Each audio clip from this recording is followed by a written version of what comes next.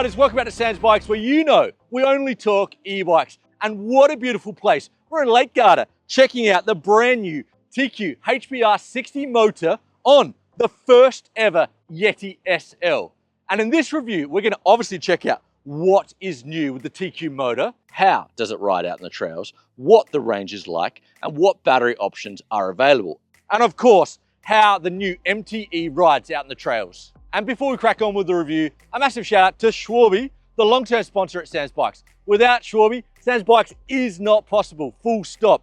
And riders, I'm absolutely loving that the Yeti is coming stock with Magic Mirror radial tire on the front and an Albert on the back. The brand managers know these are amazing tires. And riders, if you haven't tried them, I highly recommend getting a pair. Now let's check out the specs of the brand new TQ-HPR60. So it's obviously got 60 newtons of torque, 350 watts of peak power. It's available with the new 290 watt hour battery or the 360 watt hour, or also the new 580 watt hour battery. And also you can get a 160 watt hour range extender. The motor weight is coming in at 1.9 kilos, and the overall system weight, including battery, remote and display, and of course motor, is coming in from 3.5 kilos, which is very impressive.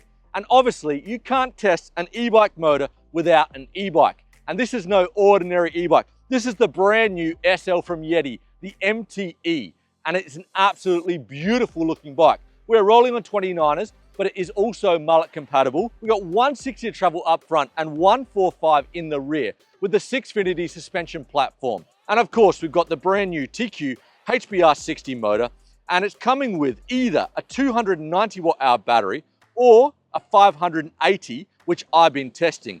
And the weight is coming in from 17.5 kilos with the 290 watt hour battery and around 19 with the 580. And the geometry in a large. We've got a 480 millimeter reach, 64 degree head tube angle, 77 degree seat tube angle, a 442 millimeter BB drop, 635 millimeter stack height, and a 449 millimeter chainstay. The Yeti MTe will be available in 4 sizes and prices starting from 9,700 euros. And a massive shout out to Bella from TQ and Flo from Yeti for making this happen. First up, let's talk appearance. This is a beautiful looking electric mountain bike. The integration is second to none. This is one of the best looking e-bikes I've seen. You can barely tell it's an e-bike. The TQ motor is very small and very well integrated. We've got a great display here, which is color, high definition, and easy to read out in the trails, and a really nice tactile remote. So overall, TQ and Yeti have done a great job. Okay, riders, that was a lot of information there, I know. But most importantly, how does the new motor ride out in the trails? So I've been on it 2 days. I've been really impressed by this motor. I mean, for me, it has enough torque. It definitely has enough peak power. And the pedal stroke is really natural. You know, it's, for me, it's a very dynamic feeling motor. It does follow your pedal stroke really nicely. It seems like it pulls, it seems like you're getting peak power at around 50 to 60 RPM of cadence, which I think is a very nice spot. Like some of the other motors, you're not getting peak until you're like 80 or even 90 RPM. So I think that's a sweet spot. And I think the absolute standout for me for this motor is just how quiet it is.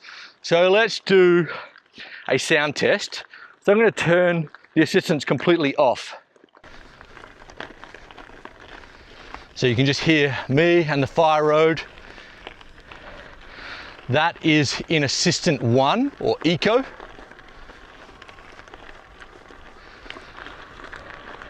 This is Assistant 2 or Trail.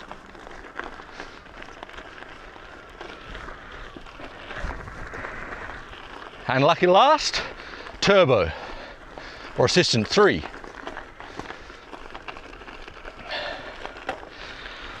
There is also no rattle whatsoever from the motor when you're going downhill. And also another standout for me is when you're riding the motor off, or when you're above the limiter, or when you're riding the motor or the system without a battery at all. there is next to no drag. Like really, it's seamless. Like you ride it on the flat, you do not feel like you're pedaling an e-bike motor. There seems like there's zero resistance. And another thing that stood out to me when I was doing technical climbing on this motor is the traction or traction control you get. So obviously we've got the Schwalbe radial tires on the back, the Albert. But pair that with the TQ motor, you're pulling like the peak power is coming on, it feels like between 50 and 60 RPM. So that's quite low or lowish. And that means you can get a lot of torque and also a lot of traction, and you can climb techie stuff easier. I think the traction was incredible. And I hear you riders say, what about the overrun? Well, let's see if there's any overrun. So I'd say there's like maybe half a meter overrun or half a pedal stroke overrun, just a little bit. All right, so let's give Yeti MTe a bit of love. So I've been on the bike 2 days, obviously testing the TQ motor. On trails, I don't know. I haven't opened it up yet. I'm also sporting a back injury because I tried to get a little bit too competitive at the Bosch event. I strained my back a little bit, but there you go. So, 2 days, I mean, first impressions, it's pretty killer. Like I like the geometry. Definitely as a 29er SL, I think that's like a nice sweet spot because, you know, 29ers climb better. And I think it's got a 449 chainstay and a 480mm reach. The bike feels pretty balanced. These trails are really difficult to ride, riders, especially with a bad back. Feels very balanced. I can't honestly say I've tested out the suspension that much, but I love the look of the Switch Infinity. And if you don't know much about it, it's a very interesting platform.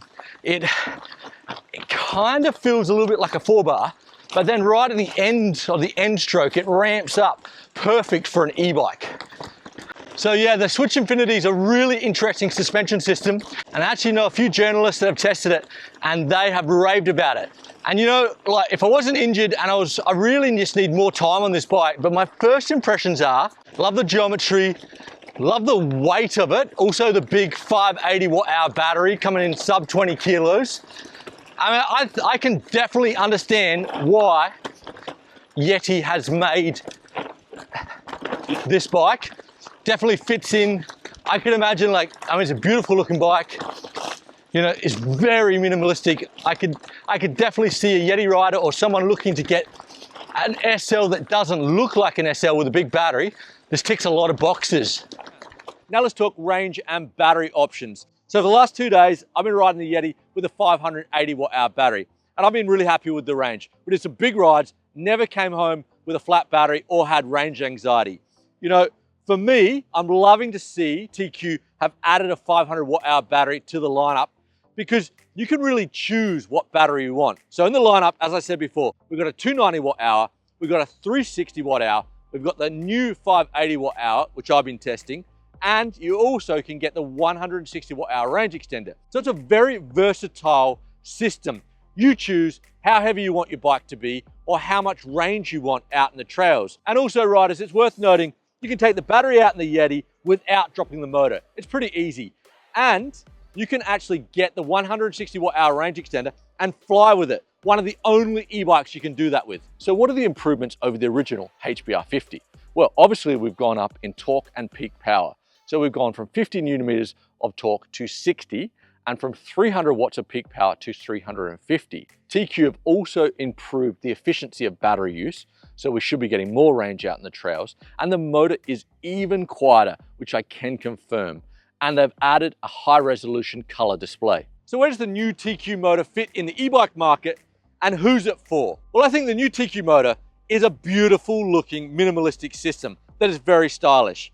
It's even hard to tell it's an e-bike. So it's perfect for someone looking for a great looking e-bike and wants to earn their turns and not lose the natural feeling of the trails. But I'm not talking just about the weight of the bike, the whole system, how the motor reacts to your pedal stroke. It is really natural.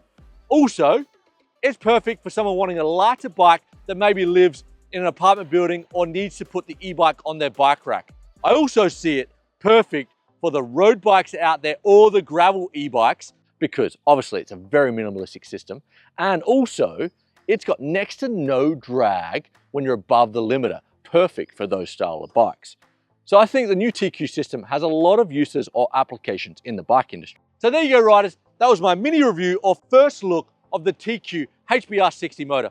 I think TQ have absolutely knocked it out of the park. This is a fantastic motor and system with amazing integration, lots of battery options, and probably one of the most natural e-bike motors I've ever ridden. I'm a big fan. And riders, like always, if you have any questions, put them in the comments and I'll definitely get back to you. And stay safe out there and we'll see you soon.